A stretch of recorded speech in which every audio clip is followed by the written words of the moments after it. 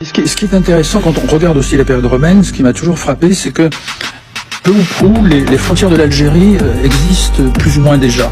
La frontière, par exemple, entre ce qu'on appelle la Mauritanie césarienne, donc autour de Cherchell, dans l'Algérie d'aujourd'hui, et la Mauritanie tingitane, c'est-à-dire autour de Tanger, est tout à fait autre chose. Donc la frontière entre les deux est déjà plus ou moins autour de la rivière Moulouya, qui est encore plus ou moins la frontière aujourd'hui entre l'Algérie et le Maroc.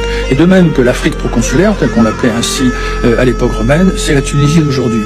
Et on va retrouver ces frontières, par exemple, au moment puisque vous l'évoquiez, de la Régence, c'est-à-dire de cette présence.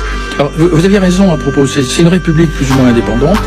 Pendant la grande période, c'est-à-dire au XVIe, XVIIe siècle, c'est vraiment une puissance considérable. Vous avez des pages, dont vous avez un chapitre dans ce livre, où vous décrivez la puissance maritime. Ce sont des raids sur toutes les îles de la Méditerranée, jusque sur la côte française, espagnole, italienne. Jusqu'en Islande.